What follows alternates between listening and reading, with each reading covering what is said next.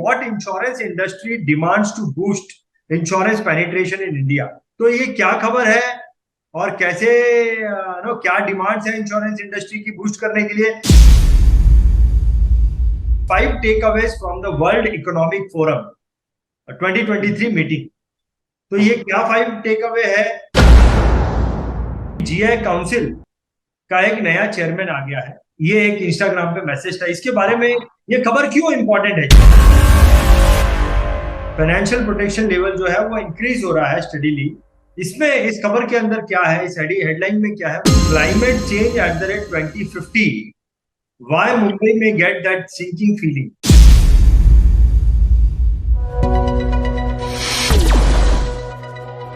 चलिए दोस्तों, insurance world this week के आज के इस एपिसोड में मैं रंजीत सिंह एक बार फिर से आपका बहुत बहुत स्वागत करता हूं। तो दोस्तों, पिछले कुछ दिनों में इंश्योरेंस की दुनिया में कौन सी ऐसी खबरें थी जिनके बारे में हमें जानना जरूरी है और जो कि चर्चा का विषय भी बन सकती है। इन खबरों पर आज हमारे साथ में डिस्कशन करेंगे या इन खबरों को हमें समझाएंगे मिस्टर प्रतीक प्रियदर्शी जी। मिस्टर प्रतीक प्रियदर्शी ये इंश्योरेंस और रिस्क मैनेजमेंट के एक प्रोफेसर है। बिमटेक में ये एसोसिएट प्रोफेसर है और साथ में ये एक मोटिवेशनल स्पीकर भी है। चलिए मिलते हैं मिस्टर प्रतीक जी से और इन खबरों पर चर्चा करते हैं। प्रतीक जी, मैं आपका इंश्योरेंस वर्ल्ड दिस वीक में बहुत बहुत स्वागत करता हूं। प्रतीक जी, धन्यवाद रंजीत जी, थैंक यू वेरी मच। मेरे लिए बहुत ही खुशी की बात है कि आपके फोरम पे मुझे मौका मिला है। तो हर हफ्ते प्रतीक जी मनोज पांडे जी के साथ हम चर्चा करते हैं। तो मेरे लिए भी बहुत खुशी की बात है कि आज इसी बहाने आपसे मिलने का मौका मिल गया मुझे। चर्चा तो होगी, बिल्कुल आपसे मिलने का मौका। बिल्कुल साहब, बिल्कुल।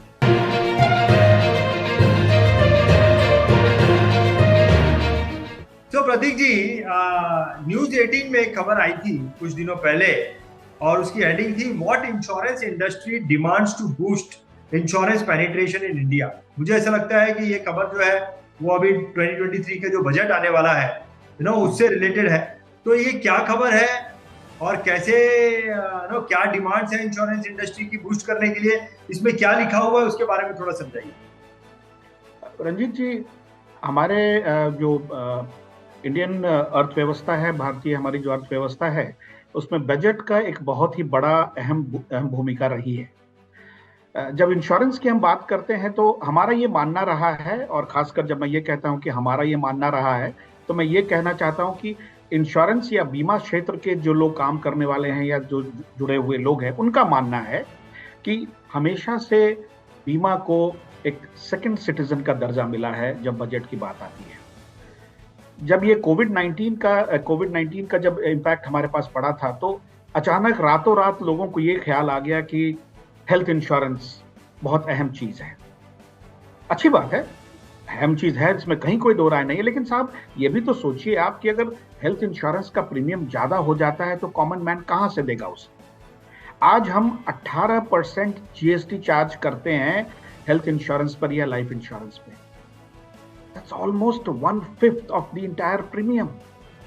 ये बहुत ही मुश्किल समस्या है हमारे लिए, खासकर वैसे उस तबके के लिए जो अभी कोविड-19 से उबरकर हेल्थ इंश्योरेंस में या टर्म लाइफ इंश्योरेंस में इन्वेस्टमेंट शुरू कर रहा है। तो मेरा ये मानना है कि अगर हम बजट में निवेदन करेंगे फिनांस मिनिस्टर महोदया से कि अगर ये आप इसमें कुछ रिबेट हमें दिला सकें, जैसे अगर आप जीएसटी का परसेंटेज घटा दीजिए, 18 से आप इसको 5 कर दीजिए, मैं तो कहूंगा 0 कर दीजिए, चूंकि ये लाइफ सेविंग इन्वेस्टमेंट्स होती हैं ये। बट फिर भी चलिए, मैं 5 तक कॉम्प्रोमाइज करने का, और आप प्लीज मेरी बात को अदरवाइज नहीं लेंगे जब मैं कहूंगा कि मैं कॉम्प्रोमाइज करने को तैयार हूं, क्योंकि ऐसा नहीं है कि मैंने कहा और फिनांस मिनिस्टर महोदय मेरी बात को मान लेंगे। बट कहने का तरीका ऐसा है कि मैं चाह रहा हूं कि भाई हमारी बात ज्यादा से ज्यादा लोग तक पहुंचे। पहली बात तो ये। दूसरी बात ये है कि सिर्फ हेल्थ या टर्म लाइफ इंश्योरेंस की बात नहीं है। आप सेक्शन 80D में देखें, जहां पर हम हेल्थ इंश्योरेंस के लिए रिबेट देते हैं, 25,000 रुपए का रिबेट है। अगर सीनियर सिटीजन्स होते हैं तो आप 50,000 का रिबेट देते हैं। ये बिल्कुल ही जिसको हम कहते हैं पिटेंस है, ये बहुत छोटा अमाउंट है। इससे आगे बढ़ने की आवश्यकता आ गई है। और आज की तारीख में अगर हमारी बात कोई सुने, मैं तो कहूंगा कि आप इसको 1 लाख रुपए तक बढ़ा दें, सिर्फ और सिर्फ इंश्योरेंस के पर्पसेस के लिए। सिर्फ और सिर्फ हेल्थ इंश्योरेंस के लिए आप सेक्शन 80D में दें। 80C में 1.5 लाख का लिमिट होता है, उसमें तो प्रोविडेंट फंड और बाकी आपके इन्वेस्टमेंट्स इतने सारे आ जाते हैं कि इंश्योरेंस का कोई स्कोप ही नहीं बचता है। उसका अमाउंट को बढ़ाएं आप। तो मेरा अपना अंदाजा है कि अगर इन छोटी छोटी चीजों में अगर आज हम शुरुआत करते हैं, तो ना सिर्फ हेल्थ इंश्योरेंस या लाइफ इंश्योरेंस, लेकिन मेरा अपना अंदाजा है कि एक इंश्योरेंस कल्चर हम बिल्ड करते हैं, जो कि बाद में हमारे पेनिट्रेशन जो हम बात करते हैं, जो आज की तारीख में IRDA चेयरमैन भी बात कर रहे हैं, वित्त मंत्रालय भी बात कर रहा है, हम ज्यादा से ज्यादा लोगों तक इंश्योरेंस पहुंचा पाएंगे। बहुत बढ़िया, बहुत बढ़िया। और एक तो आपने शुरू में बता दिया कि कोविड जो है एक बहुत बड़ा रीजन है पेनिट्रेशन बढ़ने का। साहब, कॉमन मैन को तो अब अगर आज की तारीख में आप पूछें कि भाई तुम्हें पहले मकान चाहिए या हेल्थ इंश्योरेंस, तो ये कहेगा कि पहले हेल्थ इंश्योरेंस दिला दो, मकान तो हम 2-3 साल में भी ले लेंगे। Correct correct correct. बहुत बढ़िया। तो चलिए कि अगर इंश्योरेंस का प्रीमियम कम होता है तो इसका इम्पैक्ट जो है, और डेफिनेटली अगर इंश्योरेंस में भी बेनिफिट और मिलता है तो इसका इम्पैक्ट पेनिट्रेशन पर, जो ये दो चीजें डिमांड है बिल्कुल sir, from the budget point of view. बहुत बढ़िया।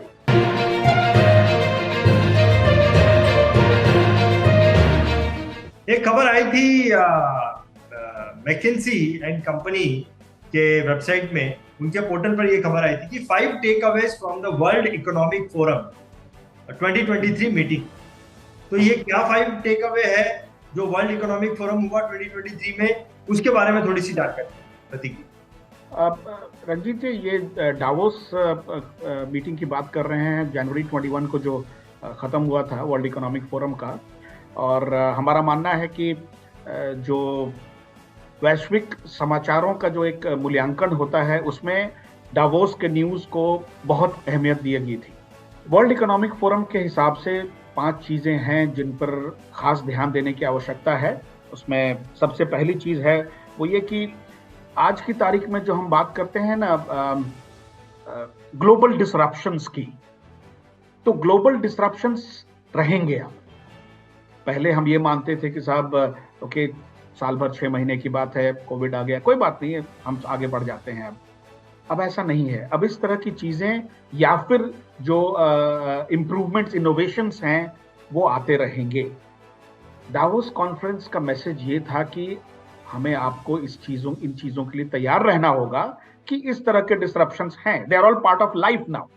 हम आप ये नहीं कह सकते कि अरे एक आया था, वो जमाना गया ना। लेट अस बी प्रिपेयर्ड, ये ऐसा होता रहेगा और आप उसी के साथ हमारा जीना मरना होता है। दूसरी जो अहम बात थी वो ये कि जो एक हम वैश्विक विलेज की बात करते हैं, global village, so the world has become a global village. आज यूक्रेन रूस की लड़ाई चल रही है और उसका इम्पैक्ट तेल पे पड़ रहा है, उसका इम्पैक्ट अमेरिका पे पड़ रहा है, इंडिया पे पड़ रहा है। यानी कि अगर एक मोहल्ले में कोई छींक रहा है तो दूसरे मोहल्ले में सर्दी हो रही है। तो डावोस का एक मैसेज ये भी है कि टेक्नोलॉजिकल इनोवेशंस कह लें आप या टेक्निकल इनोवेशंस कह लें, the world has become a global village. आपकी किसी एक पॉइंट के कारण मेरे पड़ोसी को तकलीफ हो सकती है। All of us are interrelated there. ये एक इंपॉर्टेंट पॉइंट था। तीसरा पॉइंट था कि जब हम लोग एक बैलेंस बनाने की बात करते हैं, चाहे वो मैक्रो इकोनॉमिक्स हो या पॉलिटिकल सिचुएशन हो, तो बैलेंस बनाना मुश्किल होगा क्योंकि सबों की विचारधाराएं अलग अलग हैं। एक मोटे मोटे तौर पर हम और आप सहमत हो सकते हैं, लेकिन जब आप छोटी मोटी स्पेसिफिक चीज़ों की बात आप करते हैं और जब स्पेसिफिक चीज़ें फिनेंशियल इंस्ट्रूमेंट्स होती हैं तो परेशानी होगी। इसके लिए भी आपको तैयार रहना चाहिए। चौथी बात थी जो मुझे इंक्लूसिवनेस पे थी। Yes, now I remember, inclusiveness पे थी। वो ये कि साहब जैसे फॉर इंस्टेंस मैं आपको अपने यहाँ का एग्जांपल देता हूँ। जब हम PGDM की पढ़ाई करते हैं तो हम फिनांस की पढ़ाई कराते हैं ना। फिनांस की पढ़ाई में हम बैंकिंग सिखाते हैं उनको, हम टेक्नोलॉजिकल इनोवेशन सिखाते हैं, लेकिन अगर हमने इंश्योरेंस उनको नहीं पढ़ाया तो फिनांस पूरा एज ए इंक्लूसिव स्टडी नहीं हुआ। यानी कि हर एक मुद्दे को, छोटे छोटे पॉइंट्स को भी आपको इंक्लूड करना चाहिए, तभी आप इंक्लूसिव ग्रोथ की बात करते हैं। डावोस का ये मैसेज क्लियर था और आखिरी पॉइंट डील करता था क्लाइमेट चेंज पर, क्योंकि जो इनोवेशंस हैं वो अब स्पेस की तरफ जा रहे हैं। हम लोगों ने जो माहौल बना रखा है क्लाइमेट चेंज के कारण, उसमें भी हमारा आपका ही योगदान होता है। अब जिसको लास्ट फ्रंटियर कहते हैं वो है स्पेस।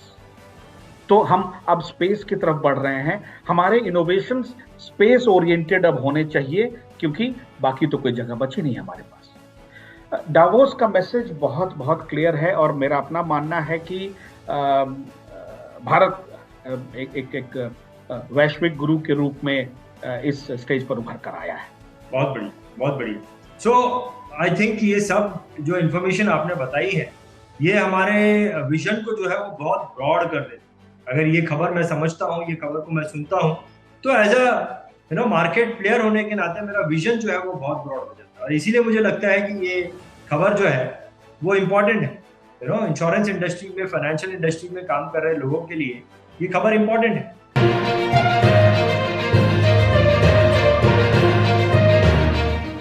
एक खबर एक्चुअली खबर नहीं है, मतलब किसी न्यूज चैनल या किसी न्यूज़पेपर में हमने नहीं देखी, ये इंस्टाग्राम पर हमने ये देखा।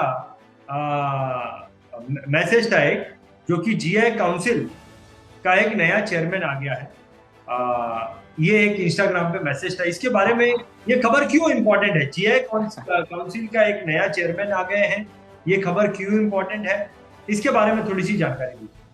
अब रंजीत जी, सबसे इंटरेस्टिंग बात क्या है कि जीआई काउंसिल जो जनरल इंश्योरेंस काउंसिल है, बेसिकली ओरिजिनली जब ये बनाई गई थी संस्था, तो इसमें सिर्फ 4 सरकारी कंपनियां हुआ करती थी, जो 4 इंश्योरेंस कंपनीज हैं। 2002 के बाद इसमें प्राइवेट सेक्टर कंपनियां भी आई, लेकिन ये पहली दफा है इस साल कि प्राइवेट सेक्टर कंपनी के सीईओ को जनरल इंश्योरेंस काउंसिल का हेड बनाया गया है। नॉर्मली अभी तक की जो कार्य प्रणाली रही है वो ये रहती है कि सरकारी कंपनियां चूंकि ज़्यादा बिजनेस करती हैं, करीब करीब 44 से 43% बिजनेस उनके पास रहता है, तो उनका से ज़्यादा रहता है मार्केट में या पॉलिसी मेकिंग में या डिसीजंस जो होते हैं। ये पहली बार हुआ है कि सर्वसम्मति से प्राइवेट सेक्टर के सीईओ को लिया गया है। तपन सिंघल जी बिमटेक के बड़े अच्छे मित्र हैं और बजाज एलियंस के सीईओ हैं। मेरा अपना मानना है कि शायद ये उनका 10वां या 11वां साल है एज अ सीईओ, और बजाज एलियंस ने काफ़ी इम्प्रूवमेंट किया इस पूरे दौरान में। हमारी ये उम्मीद है कि उनसे यही अपेक्षा है कि जो जीआई काउंसिल, जो जनरल इंश्योरेंस काउंसिल है, जो कि एक गाइडिंग बॉडी है वित्त मंत्रालय के लिए, एक आईआरडीए के लिए, पॉलिसी डिसीजंस के लिए, वहां पर भी इनका सकारात्मक रोल ही रहेगा। इसी मायने से ये न्यूज़ ज़्यादा इंपॉर्टेंट है क्योंकि पहली बार प्राइवेट सेक्टर के इंश्योरेंस कंपनी से कोई सीईओ आया है जो कि पॉलिसी मेकिंग डिसीजंस में हेल्प करेगा।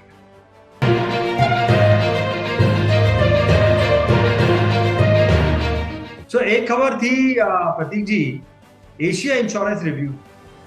खबर यह है कि हेडिंग उसकी यह है कि financial protection level increase steadily.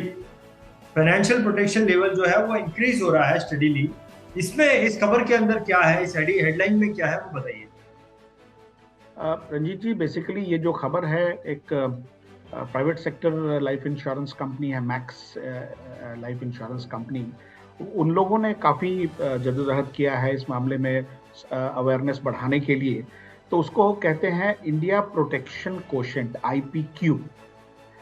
Basically ये जो हम पेनिट्रेशन की बात करते हैं, करीब करीब उसी तरह की एक्टिविटीज यहाँ भी होती हैं, लेकिन ये सिर्फ कन्फाइंड है लाइफ इंश्योरेंस के लिए। और एक कंपनी विशेष है जो कि मैक्स लाइफ, जो कि ये काम करती है। नाउ जो इंडिया प्रोटेक्शन कोशेंट है वो परसेंटेज के हिसाब से नहीं माना जाता है। हम शुरुआत करते हैं 1 नंबर से लेकर और ऊपर तक जाता है। अगर जितना आपका रैंक ऊंचा है, ये माना जाता है कि आपकी पोजीशन उतनी अच्छी है। तो 2019 में जो ये रैंक था इंडिया प्रोटेक्शन कोशेंट का उसमें हम लोग 35 नंबर पे थे और आज 2023 में हम 43 नंबर पर हैं। 8 रैंकों का इजाफा हुआ है और ये माना जाता है कि 8 रैंक्स का इजाफा होना अच्छी बात है। अगर ज्यादा होता तो बेहतर था, लेकिन ये this again is also a step towards the penetration, जो इंश्योरेंस पेनिट्रेशन की हम बात करते हैं उसी की तरफ ये भी एक कदम है। और बट लेकिन ये सिर्फ और सिर्फ लाइफ इंश्योरेंस के लिए कन्फाइंड है, ये नॉन लाइफ के लिए नहीं है। इसका रोल इसलिए ज्यादा है क्योंकि कोविड-19 के बाद लोगों का फोकस लाइफ और हेल्थ पर ज्यादा था। तो उस बैकग्राउंड में टीयर 2 सिटीज में खासकर ये अवेयरनेस ज्यादा हुआ है और 25 शहरों में करीब करीब जहां तक मुझे याद आ रहा है 3,500 लोगों को रिस्पोंडेंट्स बनाकर उनसे ओपिनियन लिया गया। तो ये काफी वेल वेरीड सर्वे है जो कि ये रिपोर्ट ला रहा है। बहुत बढ़िया, बहुत बढ़िया। और जहां तक मुझे समझ में आ रहा है प्रतीक जी के लाइफ इंश्योरेंस में जो है मैक्स लाइफ इंश्योरेंस काफी देर से आया, लेकिन बहुत अच्छी लीड भी ले रहे हैं। इन टर्म्स ऑफ बिजनेस भी वो बहुत अच्छा कर रहे हैं। आपका ऑब्जर्वेशन सही है और खासकर जिसको हम कॉर्पोरेट गवर्नेंस की बात करते हैं उसमें मैक्स लाइफ का पोजीशन काफी इंप्रूव कर रहा है।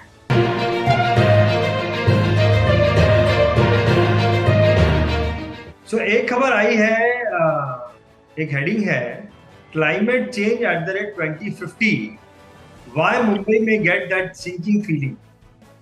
ये क्या है, इस थोड़ा सा इंश्योरेंस से कैसे रिलेटेड है, मुझे वो चीज समझ में नहीं आया प्रतीक जी, तो थोड़ा सा वो भी समझाइए। इसमें सबसे इंपॉर्टेंट चीज ये है कि क्लाइमेट चेंज, अब क्लाइमेट चेंज तो मैं नहीं कहूंगा, क्लाइमेट क्राइसिस कहूंगा उसको, क्योंकि अब हम उस स्टेज पर आ गए हैं जहां पर अब कुछ कर गुजरने की स्थिति में हम हैं। अगर अब इस वक्त भी हम सोचेंगे और पॉलिसी डिसीजन बनाएंगे तो पानी सर से ऊपर चला जाएगा और लिटरली पानी सर से ऊपर चला जाएगा हमारे। लेकिन ये बात तो हुई क्लाइमेट चेंज की। इंश्योरेंस की सबसे बड़ी भूमिका ये रही है कि जो आपदा की स्थिति बनती है, नेचुरल कैटास्ट्रोफीज जब आती हैं, तो हम ये उम्मीद करते हैं कि इंश्योरेंस पॉलिसीज उसकी भरपाई कर पाएंगी। चूंकि क्लाइमेट चेंज इतने तेजी से हो रहा है कि जो नेचुरल कैलामिटीज हैं या जो आपदा की घटनाएं हैं उनकी संख्या बढ़ गई है। सबसे जो हमारे लिए प्रॉब्लम का विषय है, जो इस रिपोर्ट में भी है, कि कुछ शहर ऐसे हैं पूरे विश्व में जो कि समुद्र के किनारे हैं और काफी इंपॉर्टेंट है। जैसे मुंबई हमारा फाइनेंशियल कैपिटल है। अब अगर आइसबर्ग्स मेल्ट करते हैं और वो पानी समुद्र में फैलता है, 1901 से 1971 70 सालों के बीच में हमने जो हमारे पास रिपोर्ट्स हैं उसके हिसाब से 1.3 मिलीमीटर, 1.3 मिलीमीटर का सिर्फ पानी का लेवल बढ़ा था बॉम्बे के केस में, मुंबई के केस में।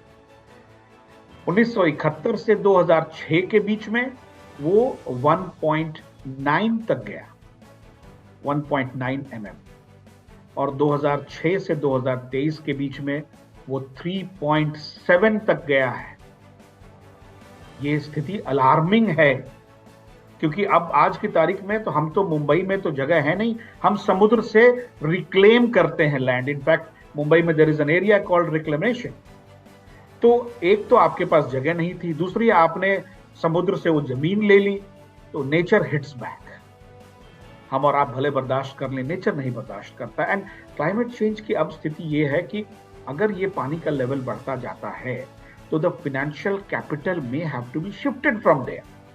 ठीक है, हम अभी हमारे पास टाइम है, we still have about 25 to 30 years कि हम कुछ ना कुछ कर सकें, लेकिन इसका ये मतलब नहीं होता है कि ये जो प्रोसेस चल रहा है हम उसको रोक पाएंगे, हम उसको स्लो कर पाएंगे। इंश्योरेंस की महत्ता इसमें सिर्फ इतनी ही है कि जो नेचुरल कैटास्ट्रोफीज हैं या जो आपदा की स्थितियां बनती हैं, हम उसमें लोगों की मदद कर सकें एज पेमेंट ऑफ क्लेम्स।